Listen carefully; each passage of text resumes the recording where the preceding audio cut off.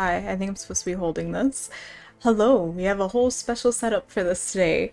Welcome everyone to my first reading stream.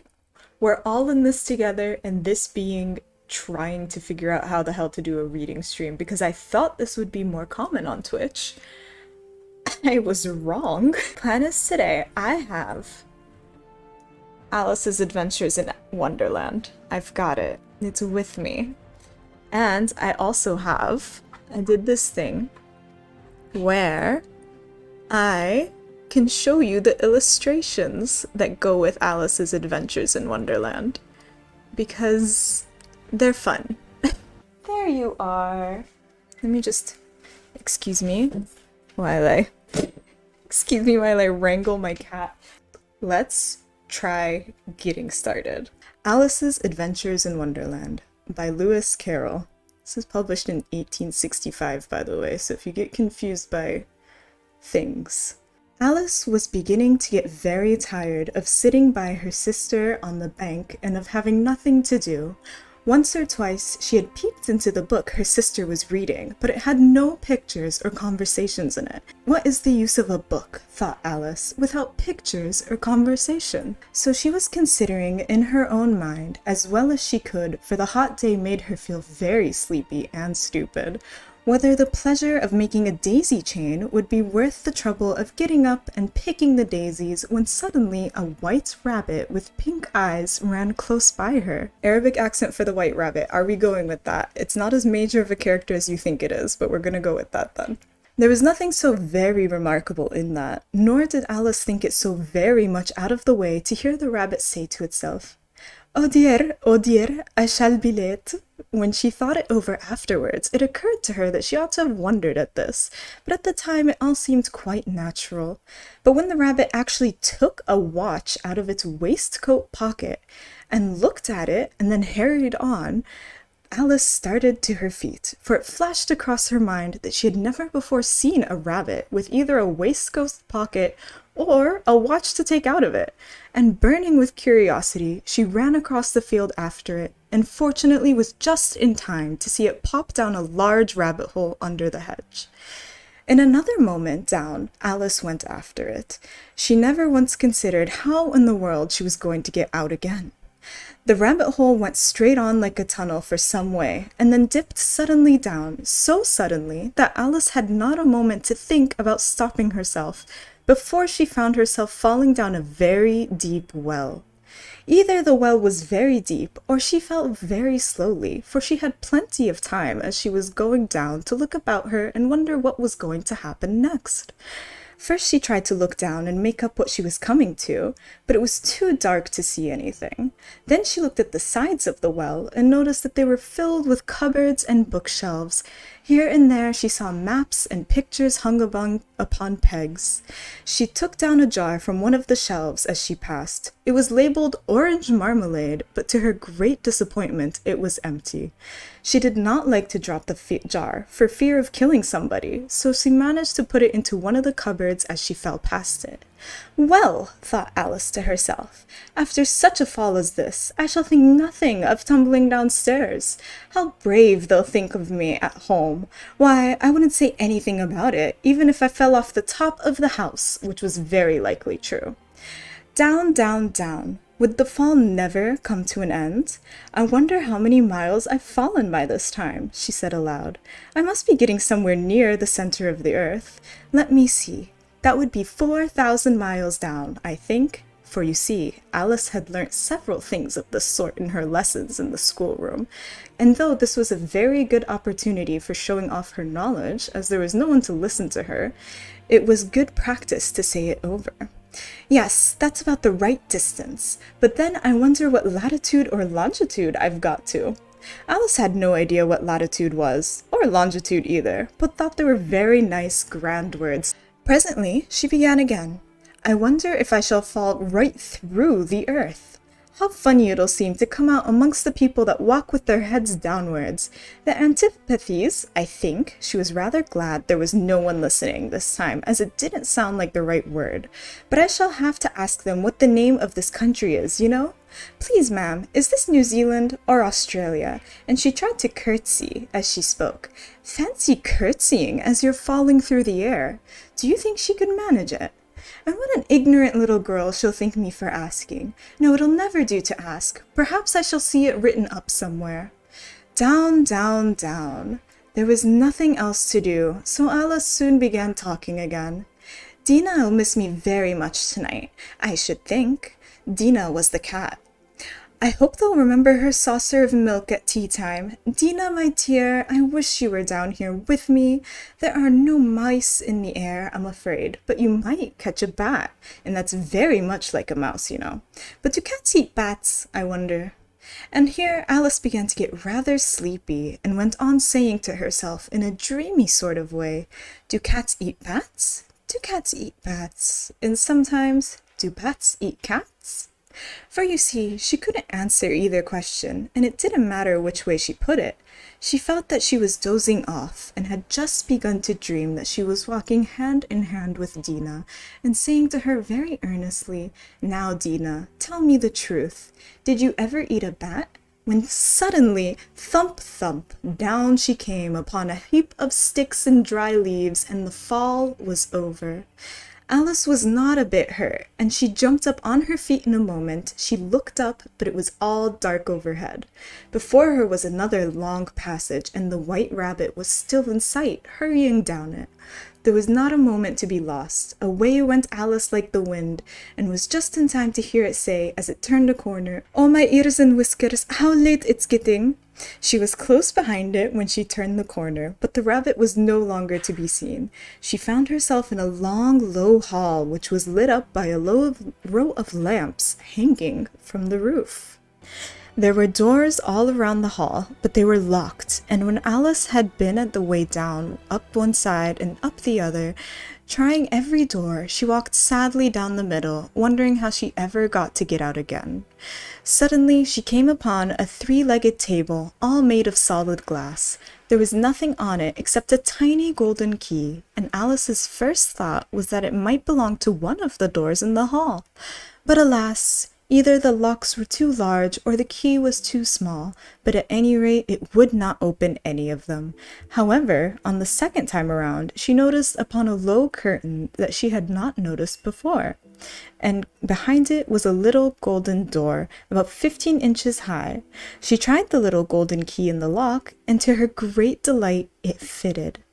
Alice opened the door and found that it led into a small passage, not much larger than a rat hole. She knelt down and looked along the passage into the loveliest garden you ever saw. How she longed to get out of that dark hall and wander among those beds of bright flowers and those cool fountains, but she could not even get her head through the doorway. Even if my head would go through, thought poor Alice, it would be of very little use without my shoulders. Oh, how I wish I could shut up like a telescope. I think I could, only if I knew how to begin. For you see, so many out-of-the-way things had happened lately that Alice had begun to think that very few things indeed were really impossible. There seemed to be no use in waiting by the little door, so she went back to the table, half hoping that she might find another key on it, or at any rate a book of rules for shutting people up like telescopes. This time she found a little bottle on it, which certainly was not here before, said Alice, and around the neck of the bottle was a paper label, with the words "Drink me" beautifully printed on it in large letters. Well, it's all very well to say "drink me," but the wise little Alice was not going to do that in a hurry.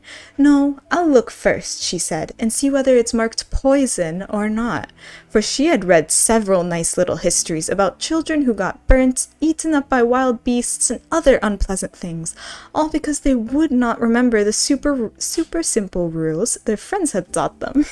I don't think they play at all fairly, Alice began in rather a complaining tone. They all quarrel so dreadfully that one can't hear oneself speak, and they don't seem to have any rules in particular. At least, if there are, nobody attends to them, and you've got no idea how confusing it is, all these things being alive. For instance, there's an arch I've got to go through next, walking about the other end of the ground, and I should have croqueted the queen's hedgehog just now, only it ran away when it saw mine coming. How do you like the queen? Said the cat in a low voice. Not at all, said Alice. She's so extremely Just then she noticed that the queen was close behind her listening, so she went on, "Likely to win, and it's hardly worthwhile finishing the game." The queen smiled and passed on. "Who are you talking to?" said the king, going up to Alice and looking at the cat's head with a great curiosity. "A friend of mine, a Cheshire cat," said Alice. "Allow me to introduce it." "I don't like the look of it at all," said the king. "However, it may kiss one of my hands if it likes." "I'd rather not," the cat remarked. "Don't be impertinent," said the king, "and don't look at me like that." The king got behind Alice as he spoke. "A cat may look at a king," said Alice. "I've read that in some book, but I don't remember where." "Well, I wish it to be removed," said the king very decidedly, and he called the queen, who was passing at the moment. "My dear, I wish you would have this cat removed." The queen had only one way of settling all difficulties, great or small. "Off with its head," she said without even looking around. "I'll fetch the executioner myself," said the king eagerly, and he hurried off. Alice thought she might as well go back and see how the game was going on, as she heard the queen's voice in the distance, screaming with passion.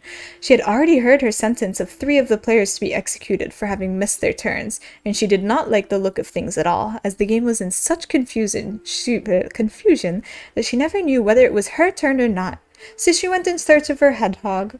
The hedgehog was engaged in a fight with another hedgehog, which seemed to Alice an excellent opportunity for croqueting one of them with the other. The only difficulty was that her flamingo was gone across to the other side of the garden, where Alice could see it trying in a helpless sort of way to fly up into a tree. By the time she had caught to the flamingo and brought it back, the fight was over and both the hedgehogs were out of sight. But it doesn't matter much, thought Alice, as all the arches are gone from this side of the ground. So she tucked it away under her arm, that it might not escape again, and went back for a little more conversation with her friend. When she got back to the Cheshire Cat, she was surprised to find quite a large crowd collected around it. There was a dispute going on between the executioner, the king, and the queen, who were all talking at once, while all the rest were quite silent and looked uncomfortable. The moment Alice appeared, she was appealed to by all 3 to settle the question, and they repeated their arguments to her, though, as they spoke all at once, she found it very hard indeed to make out exactly what they said. The executioner's argument was that you couldn't cut off a head unless there was a body to cut it off from, that he had never had to do such a thing in his life, and he wasn't going to begin in his time as life. The king's argument was that anything that had a head could be beheaded, and that you weren't to talk nonsense. The queen's argument was that if something wasn't done in less than no time, she'd have everybody executed all around. It was this last remark that had made the whole party look so grave and anxious. Alice could think of nothing else to say but, "It belongs to the Duchess. You'd better ask her about it." "She's in prison," the queen said to the executioner. "Fetch her here." And the executioner went off like an arrow. The cat's head began fading away the moment he was gone, and by the time he'd come back with the Duchess, it was entirely disappeared, so the king and the executioner ran wildly up and down looking for it, while the rest of the party went back to the game. Chapter 9. The Mock Turtle's Story. "You can't think how glad I am to see you again, you dear old thing," said the Duchess as she tucked her arm affectionately into Alice's, and they walked off together. Alice was very glad to find her in such a pleasant temper, and thought to herself that perhaps it was only the pepper that made her so savage when they met in the kitchen. "When I'm a Duchess," she said to herself, not in a very hopeful tone there, "I won't have any pepper in my kitchen at all. Soup does very well without. Maybe it's always pepper that makes people hot-tempered." She went on, very much pleased at having found out a new kind of rule. "And vinegar makes them sour, and chamomile makes them bitter, and barley sugar, and such things that make children sweet-tempered. I only wish people knew that. Then they wouldn't be quite so stingy about it, you know." She had quite forgotten the Duchess by this time, and was a little startled when she heard her voice close to her ear. "You're thinking about something, my dear, and it makes you forget to talk. I can't tell you just now what the moral of that is, but I shall remember it in a bit." "Perhaps it hasn't one," Alice ventured to remark. "Tut, tut, child," said the Duchess. "Everything's got a moral if only you can find it." And she squeezed herself up closer to Alice's side as she spoke. Alice did not much like keeping so close to her. First, because the Duchess was very ugly, and secondly, because she was exactly the right height to rest her chin upon Alice's shoulder, and it was an uncomfortably sharp chin. However, she did not like to be rude, so she bore it as well as she could. The game's going rather better now, she said by way of keeping up conversation a little. "'Tis so," said the Duchess, "and the moral of that is, oh, 'tis love that makes the world go round." Somebody said, Alice whispered, that it's done by everybody minding their own business. "Ah, well, it means much the same thing," said the Duchess, digging her sharp chin into Alice's shoulder as she added, "and the moral of that is, take care of sense, the sounds will take care of themselves." How fond she is of morals and things, Alice thought to herself. "I dare say you're wondering why I don't put my arm around your waist," the Duchess said after a pause. "The reason is, I'm doubtful about the temper of your flamingo. Shall I try the experiment?" "He might bite," Alice cautiously replied, not feeling at all anxious to have the experiment tried. "Very true," said the Duchess. "Flamingos and mustard both bite, and the moral of that is, birds of a feather flock together." "Only mustard isn't a bird," Alice remarked. "Right as usual," said the Duchess. "What a clear way you have of putting things." "It's a mineral, I think," said Alice. "Of course it is," said the Duchess, who seemed ready to agree with everything that Alice said. "There's a large mustard mine near here, and the moral of that is, the more there is of mine, the less there is of yours." "Oh, I know," exclaimed Alice, who had not attended to this last remark. "It's a vegetable. It doesn't look like one, but it is." "I quite agree with you," said the Duchess, and the moral of that is, be what you would seem to be, or if you'd like to put it more simply, never imagine yourself not to be otherwise than what it might appear to others that you were or might have been was not otherwise than what you had been would have been appeared to them to be otherwise. "I think I should understand that better," Alice said very politely, "if I had it written down, but I can't quite follow it as you say it." "There's nothing to what I could say if I choose," the Duchess replied in a pleased tone. "Pray don't trouble yourself to say it any longer than that," said Alice. "Oh, don't talk about trouble," said the Duchess. "I made you a present of everything I've said as yet." "A cheap sort of present," thought Alice. "I'm glad they don't give birthday presents like that," but she did not venture to say it out loud. "Thinking again?" the Duchess asked with another dig of her sharp little chin. "I've a right to think," said Alice sharply, for she was beginning to feel a little worried. "Just about as much right," said the Duchess, "as pigs have to fly, and here, to Alice's great surprise, the Duchess's voice died away, even in the middle of her favorite word moral, and the arm that was linked to hers began to tremble. Alice looked up, and there stood the Queen in front of them with her arms folded, frowning like a thunderstorm. "It's a fine day, your Majesty," the Duchess began in a low, weak voice. "Now I give you a fair warning," shouted the Queen, stamping on the ground as she spoke. "Either you or your head must be off, and that is in about half no time. Take your choice." The Duchess took her choice, and she was gone in a moment.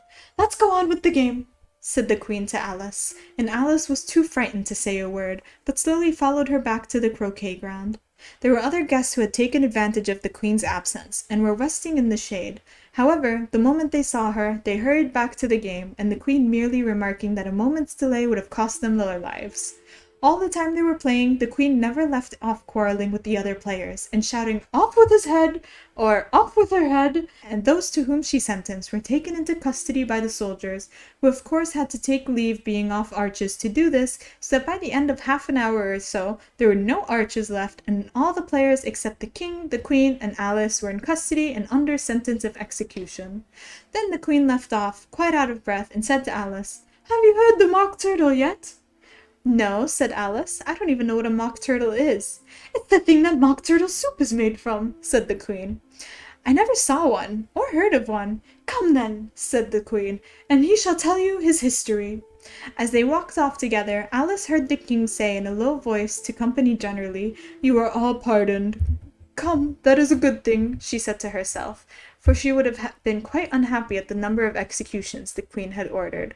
They very soon came upon a griffin lying fast asleep in the sun. If you don't know what a griffin is, look at the picture. "Up, lazy thing," said the Queen, "and take this young lady to see the mock turtle and to hear his history. I must go back to sea after some executions I have ordered." And she walked off, leaving Alice alone with the griffin. Alice did not quite like the look of the creature, but on the whole she thought it would be quite safe to stay with it as to go after that savage Queen, so she waited. The griffin sat up and rubbed its eyes, and then it watched until the Queen was out of sight. Then it chuckled. "What fun!" said the griffin, half to itself, half to Alice. "What is the fun?" said Alice. "Why, she," said the Gryphon. "It's all her fancy, that. They never executes nobody, you know. Come on." Everybody says come on here, thought Alice, and she went slowly after it. I was never so ordered about in all my life. Never. They had not gone far before she saw the Mock Turtle in the distance, sitting sad and lonely upon a little ledge of rock, and as they came nearer, Alice could hear him sighing as if his heart would break. She pitied him deeply. "What is his sorrow?" she asked the Gryphon, and the Gryphon answered very nearly in the same words as before. "It's all his fancy, that. He hasn't got no sorrow, you know. Come on." So as they went up to the Mock Turtle, who looked at them with large eyes full of tears and said nothing, "This here young lady," said the Gryphon, "she wants to know your history, she do." "I'll tell her," said the Mock Turtle in a deep hollow tone. "Sit down, both of you, and don't speak a word till I've finished." So they sat down and nobody spoke for some minutes. Alice thought to herself, I don't see how he can even finish if he doesn't begin, but she waited patiently. "Once," said the Mock Turtle at last with a deep sigh, "I was a real turtle." Those words were followed by a very long silence, broken only by the occasional exclamation of "Hey!" from the Gryphon and the constant heavy sobbing of the Mock Turtle. Alice was very nearly getting up and saying, "Thank you, sir, for your interesting story," but she could not help thinking there must be more to come, so she sat still and said nothing. "When we were little," the Mock Turtle went on at last, more calmly, though still sobbing a little now and then, "we went to school in the sea. The master was an old turtle. We used to call him Tortoise." "Why did you call him Tortoise if he wasn't one?" Alice asked. "We called him Tortoise because he taught us," said the Mock Turtle angrily. "Really, you are very dull." "You ought to be ashamed of yourself for asking such a simple question," added the Gryphon, and then they both sat silent and looked at poor Alice, who felt ready to sink into the earth. At last the Gryphon said to the Mock Turtle, "Drive on, old fellow. Don't be all day about it." And he went on in these words. "Yes, we went to school in the sea, though you mayn't believe it." "I never said I didn't," interrupted Alice. "You did," said the Mock Turtle. "Hold your tongue," added the Gryphon, before Alice could speak again. The Mock Turtle went on. "We had the very best of educations. In fact, we went to school every day." "I've been to school too," said Alice. "You needn't be so proud as all that." "With extras?" asked the Mock Turtle a little anxiously. "Yes," said Alice. "We learned French and music." "And washing?" said the Mock Turtle. "Certainly not," Alice said indignantly. "Ah, then yours was in a really good school," said the Mock Turtle with a tone of great relief. "Now at ours they had the extra at the end of the bill. French, music, and washing. Extra." "You couldn't have wanted it much," said Alice, "living at the bottom of the sea." "I couldn't afford to learn it," said the Mock Turtle with a sigh. "I only took the regular course." "What was that?" inquired Alice. "Reeling and writhing, of course, to begin with," the Mock Turtle replied, "and then the different branches of arithmetic, ambition, distraction, uglification, and derision." "I've never heard of uglification," Alice ventured to say. "What was it?" The Gryphon lifted up both its paws in surprise. "What? Never heard of uglifying?" he exclaimed. "I suppose you know what to beautify is, I suppose." "Yes," said Alice doubtfully. "It means to make anything prettier." "Well then," the Gryphon went on, "if you don't know what to uglify is, you are a simpleton." Alice did not feel encouraged to ask any more questions about it, so she turned to the Mock Turtle and said, "What else had you to learn?" "Well, there was mystery," the Mock Turtle replied, counting off the subjects in his flappers. "Mystery, ancient and modern, with seaography, then drawling. The drawling master was an old conger eel that used to come once a week. He taught us drawling, stretching, and fainting in coils." "What was that like?" said Alice. "Well, I can't show you myself," said the Mock Turtle. "I'm too stiff. And the Gryphon never learnt it." "Hadn't time," said the Gryphon. "I went to the classics master, though. He was an old crab, he was." "I never went to him," the Mock Turtle said with a sigh. "He taught laughing and grief, they used to say." So he did, said the Griffin, sighing in his turn, and both creatures hid their faces with their paws. And how many hours a day did you do lessons? Said Alice, in a hurry to change the subject. 10 hours the first day, said the Mock Turtle, 9 the next, and so on. What a curious plan, exclaimed Alice. That's the reason they're called lessons, the Griffin remarked, because they lessen from day to day. This was quite a new idea to Alice, and she thought it over a little before she made her next remark. Then the 11th day must have been a holiday? Of course it was, said the Mock Turtle. And how did you manage on the 12th? Alice went on eagerly. The Mock Turtle sighed deeply and drew the back of one flapper across his eyes. He looked at Alice and tried to speak, but for a minute or two sobs choked his voice. Same as if she'd had a bone in his throat, said the Griffin, and it set to work shaking him and punching him in the back. At last the Mock Turtle recovered his voice, and tears running down his cheeks, he went on again. You may have lived much under the sea. I haven't, said Alice. And perhaps you've never even been introduced to a lobster. Alice began to say, I once tasted, but checked herself hastily, and said, No, never. So you can have no idea what a delightful thing a lobster quadrille is. No, indeed, said Alice. What sort of dance is it? Why, said the Griffin, you first form a line along the seashore. 2 lines, cried the Mock Turtle. Seals, turtles, salmon, and so on, and then when you've cleared all the jellyfish out of the way— That generally takes some time, interrupted the Griffin. You advance twice, each with a lobster as a partner, cried the Griffin. Of course, said the Mock Turtle. Advance twice, set to partners, change lobsters, and retire in the same order, continued the Griffin. Then, you know, the Mock Turtle went on, you throw the lobsters, shouted the Griffin, with a bound into the air, as far out to sea as you can. Swim after them, screamed the Griffin. Turn a somersault in the air, cried the Mock Turtle, capering wildly about. Change the lobsters again, yelled the Griffin at the top of his voice. Back to land again, and that's all the first figure, said the Mock Turtle, suddenly dropping his voice, and the 2 creatures, who had just been jumping about like mad things all this time, sat down again very sadly and quietly, and looked at Alice. It must be a very pretty dance, Alice said timidly. Would you like to see a little of it? Said the Mock Turtle. Very much indeed, said Alice. Come, let's try the first figure, said the Mock Turtle to the Griffin. We can do it without lobsters, you know. Which shall sing? Oh, you sing, said the Griffin. I've forgotten the words. And so they began solemnly dancing around and around Alice, every now and then treading on her toes when they passed too close, and waving their forepaws to mark the time, while the Mock Turtle sang this very slowly and sadly. Will you walk a little faster? Said a whiting to a snail. There's a porpoise close behind us, and he's treading on my tail. See how eagerly the lobsters and the turtles all advance. They're waiting on the shingle. Will you come and join the dance? Will you, won't you, won't you join the dance? Will you, won't you, won't you join the dance? You can really have no notion how delightful it will be when they take us up and throw us with the lobsters out to sea. But the snail replied too far, and gave a look askance, said he thanked the whiting kindly, but he could not join the dance. Would not, could not join the dance. Would not, could not join the dance. What matters it how far we go? His scaly friend replied. There is another shore, you know, upon the other side.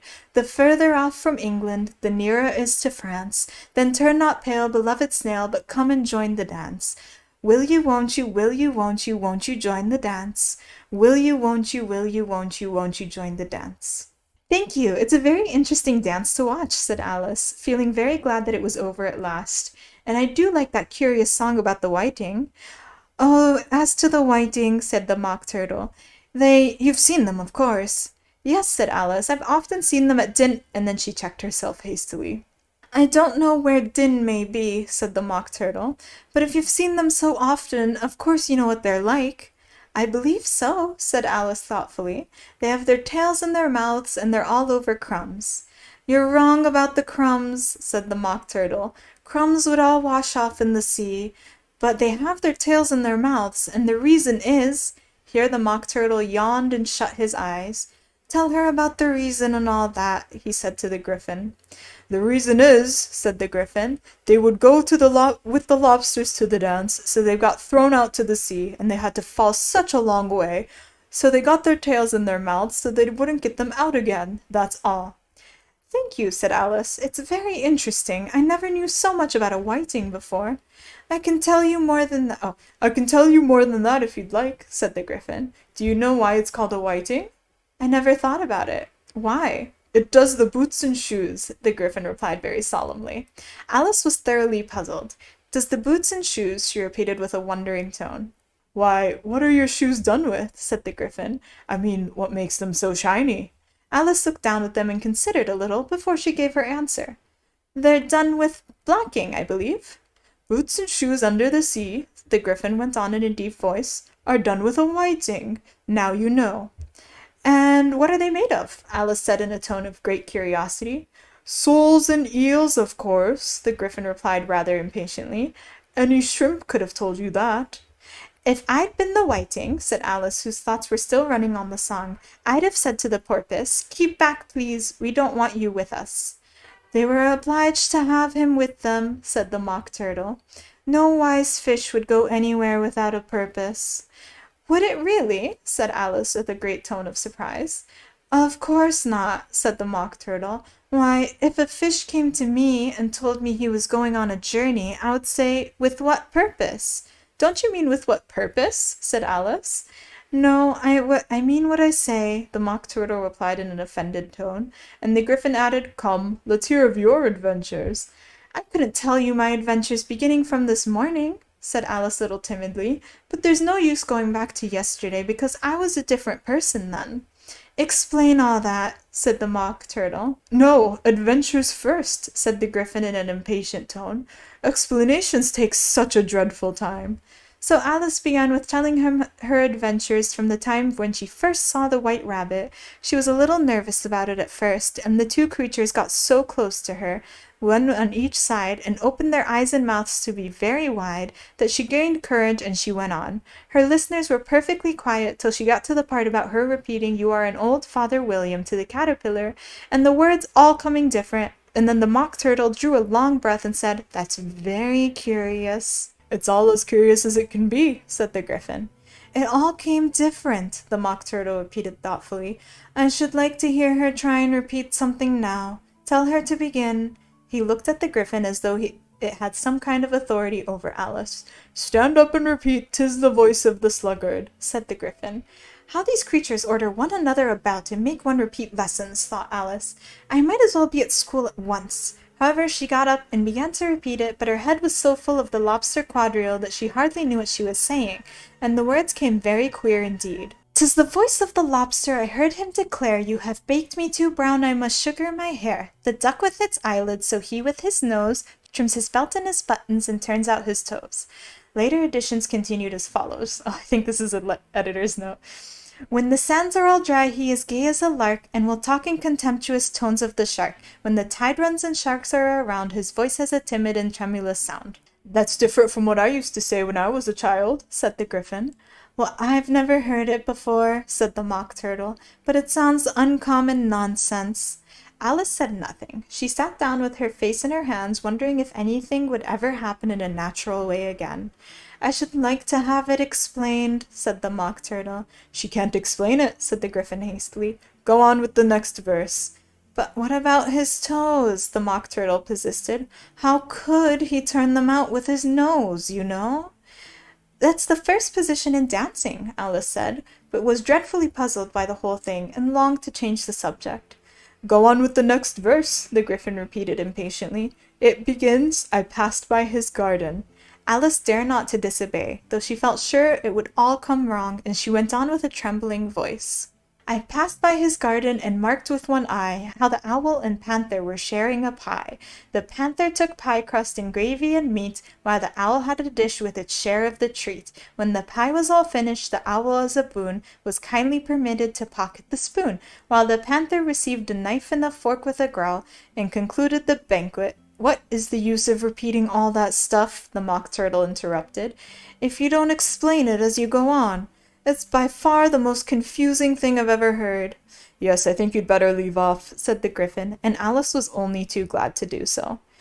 Shall we try another figure of the lobster quadrille? The Griffin went on. Or would you like the Mock Turtle to sing a song? Oh, a song, please, if the Mock Turtle would be so kind, Alice replied, so eagerly that the Griffin said, in a rather offended tone, no accounting for tastes. Sing her the turtle soup, will you, old fellow? The Mock Turtle sighed deeply and began in a voice sometimes choked with sobs to sing this. Beautiful soup, so rich and green, waiting for a hot tureen, who for such dainties would not stoop? Soup of the evening, beautiful soup, soup of the evening, beautiful soup, beautiful soup, beautiful soup, beautiful soup, soup of the evening, beautiful, beautiful soup. Beautiful soup, who cares for fish, game or any other dish? Who would not give any of these two pennyworth for only the beautiful soup? Pennyworth only of beautiful soup. Beautiful soup, beautiful soup, soup of the evening, beautiful, beautiful soup. Chorus again, cried the Griffin, and the Mock Turtle had just begun to repeat it when a cry of, "The trial's beginning!" was heard in the distance. Come on, cried the Griffin, and taking Alice by the hand, it hurried off without waiting for the end of the song. What trial is it? Said Alice as she ran, but the Griffin only answered, Come on, and ran the faster, while more and more faintly came, carried on the breeze that followed him, the melancholy words, Soup of the evening, beautiful, beautiful soup. Chapter 11. Who Stole the Tarts? The King and Queen of Hearts were seated on their throne when they arrived, with a great crowd assembled about them, all sorts of little birds and beasts, as well as the whole pack of cards. The knave was standing before them in chains, with a soldier on each side to guard him, and near the king was the White Rabbit, with a trumpet in one hand and a scroll of parchment in the other. In the very middle of the court was a table, with a large dish of tarts upon it. They looked so good that it made Alice quite hungry to look at them. I wish they'd get the trial done, she thought, and a hand around the refreshments, but there seemed to be no chance of this, so she began looking at everything about her to pass away the time. Alice had never been in a court of justice before, but she'd read about them in books, and she was quite pleased to find that she knew the name of nearly everything there. That's a judge, she said to herself, because of his great wig. The judge, by the way, was the king. He did not look at all comfortable, and it was certainly not becoming.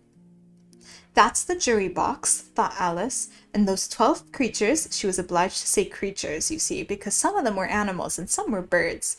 I suppose those are the jurors, she said at this last word 2 or 3 times over to herself, being rather proud of it, for she thought, and rightly too, that very few girls of her age knew the meaning of it at all. However, jurymen would have done just as well.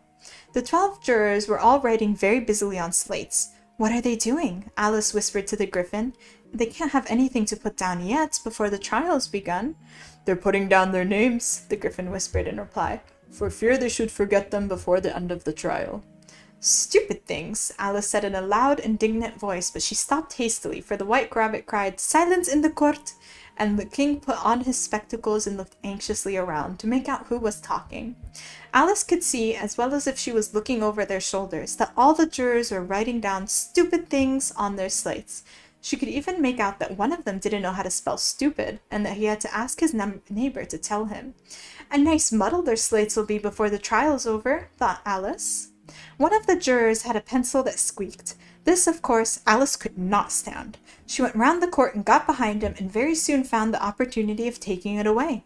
She did it so quickly that the poor little juror, it was Bill, the lizard, could not make out at all what had become of it. So after hunting all about for it, he was obliged to write with one finger for the rest of the day, and this was of very little use, as it left no mark on the slate. Harold, read the accusation, said the king. On this the White Rabbit blew 3 blasts on the trumpet, and then unrolled the parchment scroll, and read as followed. The Queen of Hearts, she has made some tarts all on a summer day. The Knave of Hearts, he stole those tarts and took them quite away. Consider your verdict, the king said to the jury. Not yet, the rabbit hastily interrupted. There's a great deal to come before that. Call the first witness, said the king, and the White Rabbit blew 3 blasts on the trumpet and called out, First witness. The first witness was the Hatter. He came in with a teacup in one hand and a piece of bread and butter in the other.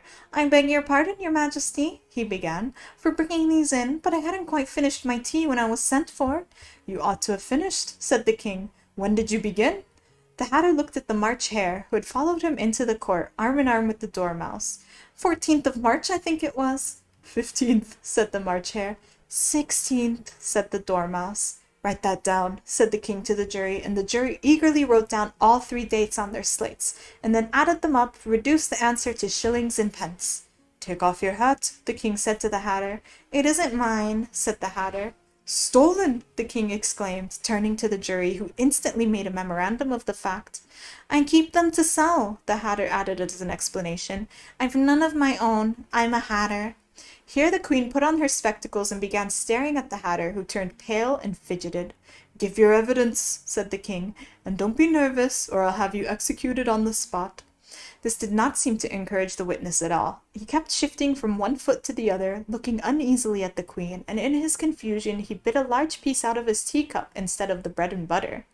Just at this moment, Alice felt a very curious sensation, which puzzled her a good deal until she made out what it was. She was beginning to grow larger again, and she at first thought she would get up and leave the court, but on second thoughts she decided to remain where she was as long as there was room for her.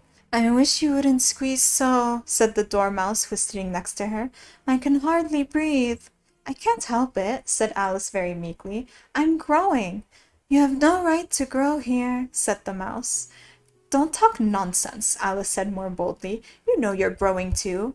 "Yes, but I grow at a reasonable pace," said the Dormouse. "Not in that ridiculous fashion."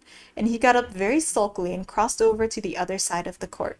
All this time the queen had never left off staring at the Hatter, and just as the Dormouse crossed the court, she said to one of the officers in the chorus, "Bring me the list of singers in the last concert," on which the wretched Hatter trembled so that he shook both of his shoes off. "Give your evidence," the king repeated angrily, "or I'll have you executed whether you're nervous or not." "I am a poor man, your majesty," the Hatter began in a trembling voice, "and I haven't begun my tea, not above a week or so, when the bread and butter getting so thin and the twinkling of the tea—" "The twinkling of the what?" said the Hatter. "It began with the tea," the Hatter replied. "Of course twinkling begins with a T," said the king sharply. "Do you take me for a dunce? Go on." "I'm a poor man," the Hatter went on, "and most things twinkled after that, only the March Hare said—" "I didn't," the March Hare interrupted with a great hurry. "You did," said the Hatter. "I deny it," said the March Hare. "He denies it," said the king. "Leave out that part." "Well, at any rate, the Dormouse said," the Hatter went on, looking anxiously around to see if anyone would deny it too, but the Dormouse denied nothing, being fast asleep. "After that," continued the Hatter, "I cut some more bread and butter." "What did the Dormouse say?" one of the jury asked. That I can't remember," said the Hatter. "You must remember," remarked the king, "or I'll have you executed." The miserable Hatter dropped his teacup and bread and butter, and went on one knee. "I'm a poor man, your majesty," he began. "You're a very poor speaker," said the king. Here one of the guinea pigs cheered, and it was immediately suppressed by the officers of the court. As this was rather a hard word, I will explain to you how it was done. They had a large canvas bag, which tied up at the mouth with the strings, and into this they slipped the guinea pig, head first, and then sat upon it. "I'm glad that I've seen that done," thought Alice. "I've so often read in newspapers at the end of the trials there were some attempts at applause which was immediately suppressed by the officers of the court, and I never understood what it meant until now." "If that's all you know about it, you may stand down," continued the king. "I can't go no lower," said the Hatter. "I'm on the floor as it is." "Then you may sit down," the king replied. And here the other guinea pig cheered, and was suppressed. "Come, that finished the guinea pigs," thought Alice. "Now we should get on better." "I'd rather finish my tea," said the Hatter, with an anxious look at the queen, who was reading the list of singers. "You may go," said the king, and the Hatter hurriedly left the court without even waiting to put his shoes on. "And just take his head off outside," the queen added to one of the officers, but the Hatter was out of sight before the officers could get to the door. "Call the next witness," said the king. The next witness was the Duchess's cook. She carried the pepper box in her hand, and Alice guessed who it was even before she got into the court by the way people near the door began sneezing all at once. "Give your evidence," said the king. "Shan't," said the cook. The king looked anxiously at the White Rabbit, who said in a low voice, "Your Majesty must cross-examine the witness." Well, if I must, I must, the king said with a melancholy air, and after folding his arms and frowning at the cook till his eyes were nearly out of sight, he said in a deep voice, What are the tarts made of? Pepper mostly, said the cook. Treacle, said a sleepy voice behind her. Collar that dormouse, the queen shrieked out. Behead the dormouse, turn the dormouse out of court, suppress him, pinch him, off with his whiskers. For some minutes the whole court was in confusion. Getting the dormouse turned out, and by the time it had settled down again, the cook had disappeared. Never mind, said the king with an air of great relief. Call the next witness. And he added in an undertone to the queen, Really, my dear, you must cross-examine the next witness. It makes my forehead ache. Alice watched the White Rabbit as he fumbled over the list, feeling very curious as to what the next witness would be like. For they haven't even got much evidence yet, she said to herself. Imagine her surprise when the White Rabbit read out at the top of his shrill little voice the name, Alice! Here! Cried Alice, quite forgetting the flurry of the moment, how large she had grown in the last few minutes. She jumped up in such a hurry that she tipped over the jury box with the edge of her skirt, upsetting all the jurymen onto their heads of the crowd below, and they lay sprawling about, reminding her very much of a globe of goldfish that she'd accidentally upset the week before. Oh, I beg your pardon, she exclaimed in a tone of great dismay, and began picking them up as quickly as she could, for the accident of the goldfish kept running in her mind, and she had a vague sort of idea they must be collected at once and put back into the jury box or they would die. The trial cannot proceed, said the king in a very grave voice, until all the jurymen are back in their proper places. All, he repeated with great emphasis, looking hard at Alice as he said so. Alice looked at the jury box and saw, in her haste, that she'd put the lizard in head downwards, and the poor little thing was waving its tail about in a melancholy way, being quite unable to move. She soon got it out again and put it right. Not that that signifies much, she said to herself. I should think it would be quite as much use in the trial one way up as the other.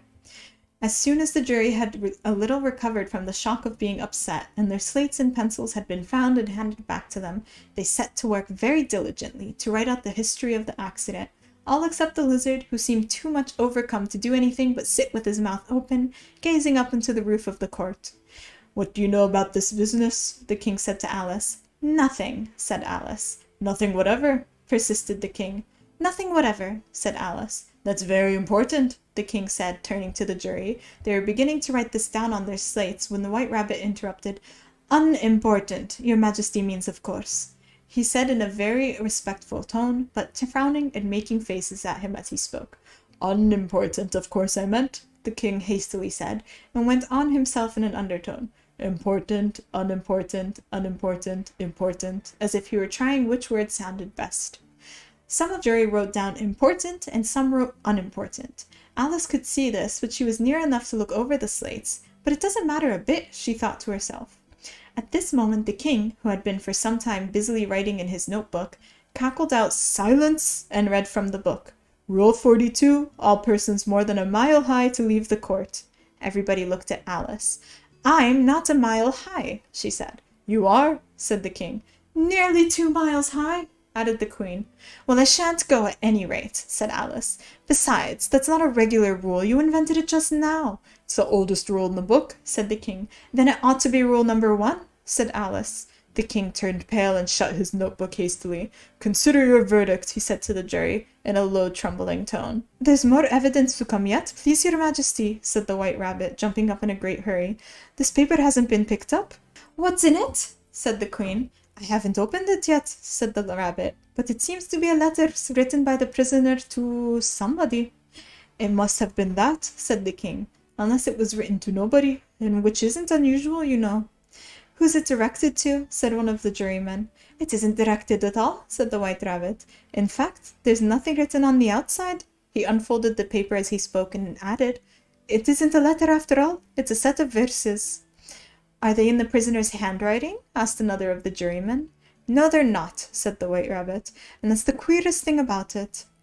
The jury looked all puzzled. He must have imitated somebody else's hand, said the king. The jury all brightened up again. Please, your majesty, said the knave. I didn't write it. They can't prove I did. There's no name signed at the end. If you didn't sign it, said the king, that only makes the matter worse. You must have meant some mischief, or else you would have signed your name like an honest man. There was general clapping of hands at this. It was the first really clever thing the king had said that day. That proves his guilt, said the queen. It proves nothing of the sort, said Alice. Why, you don't even know what they're about. Read them, said the king. The White Rabbit put on his spectacles. Where shall I begin, your majesty? He asked. Begin at the beginning, the king said gravely, and go on till you come to the end, then stop. These were the verses the White Rabbit read. They told me you had been to her and mentioned me to him. She gave me a good character and said I could not swim. He sent them word I had not gone, we know it to be true. If she should push the matter on, what would become of you? I gave her one, I gave him two, I gave us three or more. They all returned from him to you, though they were mine before. Or if she should chance to be involved in this affair, he trusts to you to set them free exactly as they were. My notion is that you have been, before she had this fit, an obstacle that came between him and ourselves and it. Don't let him know she liked him best, for this must ever be a secret kept from all the rest between yourself and me. That's the most important evidence we've heard yet, said the king, rubbing his hands. So now let the jury... If any one of them can explain it, said Alice. She had grown so large in the past few minutes she wasn't a bit afraid of interrupting him. I'll give him a sixpence. I don't believe there's an atom of meaning in it. The jury all wrote down on their slates. She doesn't believe there's an atom of meaning in it. But none of them attempted to explain the paper. If there's no meaning in it, said the king, that saves a world of trouble, you know, as we needn't try to find any. And yet, I don't know, he went on, spreading out the verses on his knee, and looking at them with one eye. I seem to see some meaning in them after all. Said I could not swim. You can't swim, can you? He added, turning to the knave. The knave shook his head sadly. Do I look like it? He said, which certainly he did not, being made out of cardboard. All right so far, said the king, and he went on muttering over the verses to himself. We know it to be true. That's the jury, of course. I gave her one, they gave him two. Why, that must be what he did with the tarts, you know. But it goes on to say they all returned from him to you, said Alice. Why, there they are, said the king triumphantly, pointing to the tarts on the table. Nothing can be clearer than that. Then again, before she had this fit, you've never had fits, my dear, I think, he said, turning to the queen. Never, said the queen furiously, throwing an inkstand at the lizard as she spoke.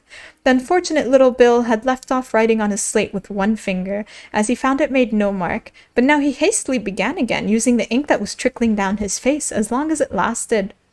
The words don't fit you, said the king, looking round the court with a smile. There was a dead silence. It's a pun, said the king with an offended tone, and everybody laughed. Let the jury consider their verdict, the king said for about the 20th time that day. No, no, said the queen. Sentence first, verdict afterwards. Stuff and nonsense, Alice said loudly. The idea of having a sentence first. Hold your tongue, said the queen, turning purple. I won't, said Alice. Off with her head, said the queen, shouting at the top of her voice. Nobody moved. Who cares for you? Said Alice. She had grown to her full size by this time. You're nothing but a pack of cards. At this, the whole pack rose up into the air and came flying down upon her. She gave a little scream, half of fright and half of anger, and tried to beat them off, and found them lying on the bank, with her head in the lap of her sister, who was gently brushing away some dead leaves that had fluttered down from the trees upon her face. Wake up, Alice, dear, said her sister. Why, what a long sleep you've had. Oh, I've had such a curious dream, said Alice, and then she told her sister, as well as she could remember them, all the strange adventures of hers that you've just been reading about. When she'd finished, her sister kissed her and said, It was a curious dream, dear, certainly. But now, run into your tea. It's getting late. So Alice got up and ran off, thinking while she ran as well as she might, what a wonderful dream it had been. But her sister sat still where she left her, leaning her head on her hand and watching the setting sun, and thinking of little Alice and all her wonderful adventures, till she too began dreaming after a fashion. And this was her dream. First, she dreamed of little Alice herself, and once again the tiny hands were clasped upon her knee, and the bright eager eyes were looking up into hers. She could hear the very tones of her voice, see that queer little toss of her head to keep back the wandering hair that would always get in her eyes, and still as she listened, or seemed to listen, the whole place around her became alive with the strange creatures of the little sister's dream. The long grass rustled at her feet as the white rabbit hurried by. The frightened mouse splashed his way through the neighboring pool. She could hear the rattle of teacups as the March Hare and his friends shared their never-ending meal, and the shrill voice of the queen ordering off more unfortunate guests to be execution.